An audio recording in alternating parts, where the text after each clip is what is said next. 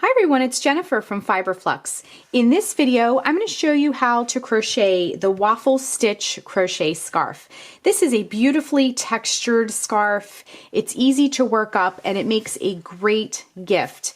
And it has a lot of texture and dimension and it's a very fun stitch to work up. The finished scarf measures about 6.5 inches wide and approximately 48 inches long. However, because it's a scarf, you can make it as long as you would like it to be or as short as you would like it to be as well. For this project, you'll need a pair of scissors, a tapestry needle, a 6mm J crochet hook, and your yarn. Any worsted weight yarn will work fine for this project. I'm going to be using Red Heart Super Saver, and this is the charcoal colorway, and this yarn is approximately 364 yards. Now, like I mentioned before, because it's a scarf, you can make it as long or as short as you'd like it to be. So if you want to substitute yarn, just those general guidelines will help. If you look at the yarn label, you can see that it is a 4 on the yarn weight scale. It's considered a medium yarn, okay? So just look for, worsted weight yarn of your choice, but I'll be using the Red Heart Super Saver today. To begin our scarf, we're going to put a slip knot on our hook, okay? So wrap the yarn around your fingers to make a loop, bring the yarn behind the loop, reach in with your hook, bring up the loop and tighten.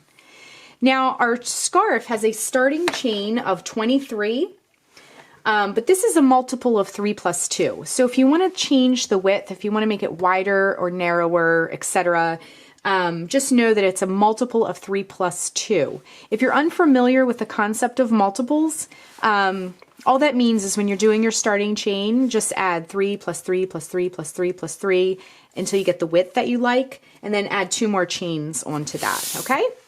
So we're going to be doing a starting chain of 23. So to make a chain, wrap yarn around hook and bring it through the loop. That's 1, 2, 3, 4, 5, 6, 7, 8, 9, 10, 11, 12, 13, 14, 15, 16, 17, 18, 19, 20, 21, 22, and 23. So here is our starting chain. Now you want to make it fairly loose. You don't want your starting chain to be too tight because what it'll do is kind of draw up the bottom of your scarf and it won't look symmetrical. So if you're having trouble and your starting chain is way too tight, go up a hook size, maybe a 6.5mm, just for the starting chain, and then you can go back to your 6mm hook for the remainder of your project, okay? So what we're going to do is move on to row 1. Okay, so for row 1, we're going to work a double crochet in the 3rd chain from the hook. So this loop here does not count. So let's count 1, 2, 3 chains, and then we're going to work a double crochet into that chain. So to make a double crochet, wrap the yarn around the hook, insert the hook into the chain, and bring up a loop. Wrap yarn around the hook and bring it through the first 2 loops on your hook. Wrap yarn around the hook, bring it through the last 2 loops on your hook, okay? Then to continue with row 1, we're just going to work a double crochet in each chain across, okay? So work 1 in the next chain, next chain. I'm going to grab some more yarn from my yarn ball. Love these center pull balls of yarn. Makes it nice and neat while you're working. Okay, so we're just working a double crochet in each chain all the way across our row. So I'm going to go ahead and work my double crochets, and then when we get towards the end of the row, we will rejoin and I'll show you how to finish off the row, and then we'll transition onto row 2. Okay, so again, I'm just working a double crochet in each chain across. Okay, so I'm working a double crochet in that last chain of the row. Okay, so when you finish row 1, it should look similar to this, okay? So let's move on to row 2. Row 2, we're going to chain 1. Now I wanted to point out that this is a little bit odd, but it's, you know, what we need to do to transition. Normally we would chain 3 and turn when we're working with double crochet stitches, but it'll make more sense as we go along. So we're just going to chain 1 and turn for this. Now we're going to work in this, see this very first stitch here, this little loop, that very first stitch. We're going to work a double crochet into that very first stitch, which is also unusual when you're normally working rows of double crochet, but it's perfectly fine and what we need to do. So the next stitch, we're going to work a front post double crochet. Now this is our post of our stitch, the double crochet. See this column sort of, and then the top, see this loop, that's the stitch. So that's the stitch, that's the post. So to work a front post double crochet, it's very similar to a regular double crochet. It's just how you orient your hook at the beginning, okay? So wrap the yarn around the hook. Now what we're gonna do, now I pointed out that column, that post, we're gonna come up under that post, like that. See that? Wrap yarn around hook, bring it back through the way you came. Now wrap yarn around hook and bring it through the first 2 loops on the hook. Wrap yarn around hook, bring it through the last 2 loops on the hook, just like that. And see, it creates this nice continuous column and adds some texture. Next, what we're going to do is work a double crochet in the next stitch, just a regular double crochet this time, and a double crochet in the next stitch. Okay, just like that. Next, we're going to repeat that sequence. So our sequence across the row is going to be front post double crochet, double crochet, double crochet, front post double crochet, double crochet, double crochet, okay? So the next stitch, we're going to do a front post double crochet, come up underneath, bring that back through, yarn around hook, bring it through the first 2 loops, yarn around hook, bring it through the last 2 loops, then work a double crochet in the next stitch, alternating these stitches, the front post and the regular double crochet, are what's going to give us this waffly texture, okay? All right, so we worked a front post double crochet, then a regular double crochet, then our next regular double crochet. Okay, I'm gonna get a little bit more yarn here to get us through the row. Okay, so next we'll work a front post double crochet, just like that. Then in the next stitch, work a double crochet. In the next stitch, work a double crochet. We're already starting to get a little bit of that boxy look from our waffle stitch. Okay, moving right along, we're going to work a front post double crochet into the next stitch, just like that. Then a double crochet in the next stitch, then a double crochet into the next stitch. Next, work a front post double crochet,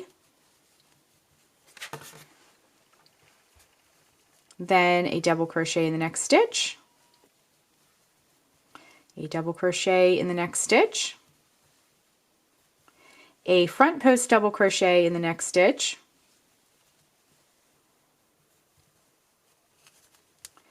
a double crochet in the next stitch, double crochet in the next stitch, a front post double crochet in the next stitch, and then we're at the end. We're going to work a double crochet in that last stitch. Okay, so work a front post double crochet in that last stitch, and then we're going to work a double crochet in the top chain of our turning chain to finish off the row, okay? So it's starting to kind of take the shape of our waffle stitch, but we need to add a few more rows onto that before it really starts to look like this waffle. Okay, so let's move on to row 3 next. Okay, row 3 is similar to row 2, but it's kind of the opposite, okay? And I'll show you what I mean by that. All right, so what we're gonna do is chain 1 and turn. Now in this very first stitch here, we're going to work a double crochet, just like that. And then we're going to work a double crochet in the next stitch. Now as we work more and more rows, the pattern for this waffle will kind of be laid out, and you won't really have to do as much counting. You'll just kind of see what you did in the previous row, and it'll help guide you along. Okay, next we're going to work a front post double crochet in the next stitch, a front post double crochet in the next stitch, and then a double crochet in the next stitch. All right, so this is our sequence: front post double crochet, front post double crochet, double crochet. Okay, so let's do that all the way across. And I'll get some more yarn to carry us through this row as well. Okay, so let's continue our sequence across the row. Okay, so again, front post double crochet, front post double crochet, and then a regular double crochet. Once again, front post double crochet, front post double crochet. I want to mention too, I meant to mention this earlier, if you're unfamiliar with the front post double crochet stitch, I have a whole separate video on that stitch if you want to do a few kind of off to the side to practice before you start the project. But if you want to practice, there's lots of front post double crochets in this scarf, so you'll get lots of practice just by doing this scarf as well. Okay, so next we'll work a regular double crochet, and then a front post double crochet, and a front post double crochet, and then a regular double crochet. Next, front post double crochet, front post double crochet. Just get my yarn's kind of creeping over to say hello. Okay, and then a regular double crochet. Next, front post double crochet. You can kind of see we're kind of mirroring, even though it's flipped in reverse, we're still, it's easy to see where to put the stitches because it's sort of looking the same. And then that was a front post double crochet as well. Now there will be 2 stitches, or rather a stitch and our turning chain. So what we're going to do is work a regular double crochet next, and then locate the top chain of that turning chain from the previous row and work a double crochet into the top of that turning chain. Okay, so row 3 is complete. Now if we flip it, it's almost like magic. The back of the waffle stitch, it's not a reversible stitch, although both sides look very pretty. This is the back. Now when we flip it to do our next row, you can see that waffle stitch is developing. Let's look at our other scarf. And here is the back of our scarf. So here's the front, and it's looking like that, and here is the back. Okay, so it is, I guess you could say it is reversible. It's just not the same. I should say that instead. So what we're going to do is move on to our next row of our waffle stitch. Now, the remainder of the scarf is rows 2 and 3 over and over and over. So we did row 2 and then we did row 3. So to continue your scarf, to finish it, you're just going to be repeating rows 2 and 3 over and over and over until your scarf is as long as this one or longer if you need kind of a guideline. I get this question fairly often. People want to know, how long should I make my scarf? Because we all come in at different heights. You know, you may be making this scarf for a child or a very tall person. So I like to use the guideline of going from hip to hip, and that's just kind of standard for a scarf. You can go from one hip, come all the way around the back of the neck, and then go back down to the next hip. Now also, really long and wide scarves are also called super scarves. I do have a super scarf pattern as a side note. It's called the Mountaintop Super Scarf. But you can easily change this into a super scarf by making it much, much wider and much, much longer. Some of the super scarves go from knee to knee all the way around. So you can really customize this size-wise if you like as well.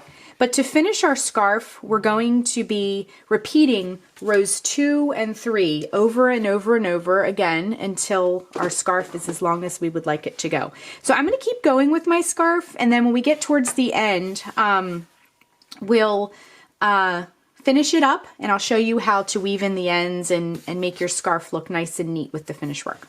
Okay, so just repeat rows 2 and 3, and then we will rejoin in just a bit. Okay, so when you're done and your scarf is as long as you would like it to be, I wanted to also add to end, when you work rows 2 and 3 over and over, make sure you end on row 2 though, to get this nice boxy edge on your scarf. Otherwise, it'll just kind of look like the boxes drop off. So if you want a nice edge on your scarf there to kind of frame in those boxes, make sure you end on row 2. So do rows 2 and 3 and 2 and 3 and 2 and 3 and so on, but end it, make your last row 2. Okay, so let me just put my very last stitch into this, and I just have a tiny bit of yarn here. So I'm just going to try and do this carefully. And this is also a perfect opportunity to show you a little trick. Okay, so I'm going to tie a nice knot in this. Now, I'm sure in your crocheting or knitting or what have you that you sometimes will end up with a teeny tiny little tail, and it's super hard to try and weave that in. So I'm just going to try and get my knot. It's so short, it's even hard to tie a knot on this.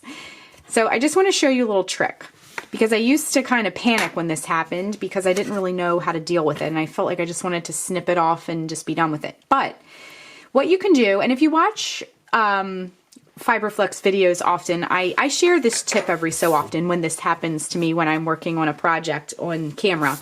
But what you can do is, instead of trying to thread your needle and then like work the needle back into it, it's very hard and kind of awkward, and because it's very tight and you don't have a lot of room. So what you can do is but weave your needle in first. So don't even thread it yet. Weave your needle in first, just like that. And then, keep the needle in there, and then thread your needle last. See how I'm already in there with the yarn. Now you can go in there. You might have to give it a little twirl like that. And I like to do 2 passes, and it's still possible. See how short? It's even shorter, and that's totally fine. We can totally get around that. So just hold your tail out of the way. Now come back in the other direction without threading your needle, and leave it in there. And now thread your needle, and then you can bring it through. See how I'm just twisting a little bit to get it through there? And then you can snip your yarn, and then your scarf will be complete. And it looks very beautiful. It has lots and lots of texture, and it's ready to wear or give as a gift. This is a wonderful gift. It's got a nice neutral color. It has a lot of texture. And this stitch, to me, when I first learned how to do it, looked very complicated, but it's actually pretty easy, as you can see. So that is how you crochet the waffle stitch crochet scarf. Thanks so much for watching, and be sure and click the subscribe button to get all the latest Fiberflex video updates. Thanks again.